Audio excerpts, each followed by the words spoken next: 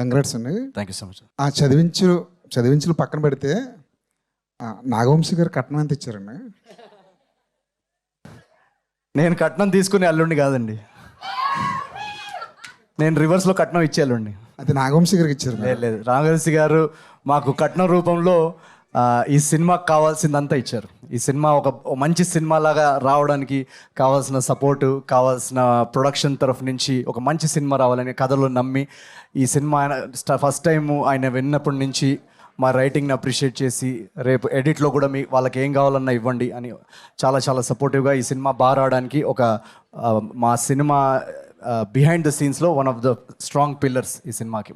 సంక్రాంతికి మిగిలిన 4 సినిమాల్లో ఏ సినిమాకి వెళ్తారు?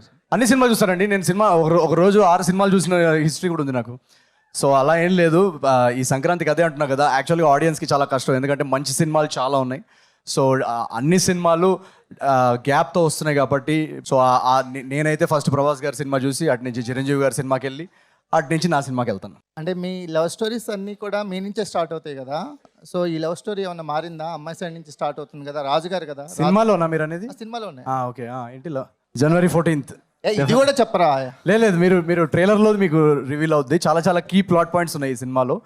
బట్ డెఫినెట్లీ ఒక చాలా చాలా మంచి లవ్ స్టోరీ ఉంది. అంటే ఈ కామెడీ, ఈ ఎంటర్టైన్మెంట్ వెనకాల అన్ఎక్స్పెక్టెడ్ స్టోరీ లైన్స్ చాలా ఉన్నాయి ఈ సినిమాలో. అండ్ చాలా మంచి లవ్ స్టోరీ ఉంది.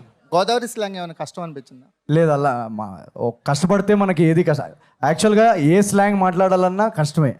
బట్ ఒకసారి దాన్ని మనం హార్డ్ వర్క్ చేసి దానికి ప్రెప్ చేసుకొని దాన్ని ఇనఫ్ రిహర్సల్ చేసుకుంటే డెఫినెట్గా చేయొచ్చు. నాకు ఆ ప్రాసెస్ ఏమన్నా మీకు డిఫికల్ట్ అనిపించింది? అంటే ఈ సినిమాకి సంబంధించి వరకు అది ఒక్కటి క్రాక్ చేయాలనిపించింది మీరు?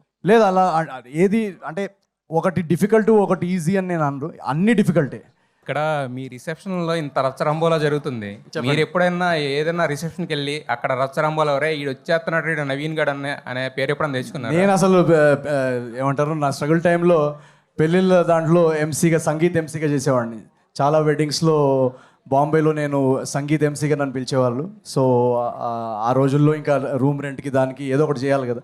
సో మా ఫ్యామిలీలో కూడా ఇప్పటికి కూడా, అంటే ఇప్పుడు కొంచెం షూటింగ్స్లో కుదరదు కానీ మా ఫ్యామిలీలో ఏ వెడ్డింగ్స్ అయినా కూడా దాని సంగీత్ కానీ రిసెప్షన్ కానీ నాతోటే హోస్ట్ చేయించేవాళ్ళు. అంటే మీరు వెళ్ళకపోతే ఆగిపోయాయి పెళ్ళిళ్ళు? ఏంటది? మీరు వెళ్ళకపోతే జరిగేవి కాదు పెళ్ళిళ్ళు కానీ? నేను వెళ్ళి చాలా ఆపడానికి ట్రై చేసేవాడిని. అయితే చాలా మంది అడుగుతున్నారు, బట్ నేను ఈవిడ గురించి కోసం మిమ్మల్ని అడుగుతా. సంక్రాంతికి వద్దామని ఫిక్స్ అయ్యి తీసుకున్నారా, లేకపోతే ఫిక్స్ అయిన తర్వాత అలా జరిగిపోయింది? ఆవిడ సంక్రాంతికి అలవాటు కాబట్టి అలా తోసుకుంటే ఇక్కడ దాకా వచ్చేసింది? లేదు, ప్రతి సంక్రాంతికి భోగి మంటలు, ఈ పతంగులు, మీనాక్షి చౌదరి, ఈ 3 కామన్. సో మాకు ఈ సినిమాకి హీరోయిన్ కాస్టింగ్ చేస్తున్నప్పుడు తను కలిసిన తర్వాత ఈ సినిమాలో క్యారెక్టర్ చారులతకి తన పర్ఫెక్ట్ ఎనర్జీ, తన టైమింగ్ అదంతా పర్ఫెక్ట్ ఉంటుంది అనిపించింది మా అందరికీ.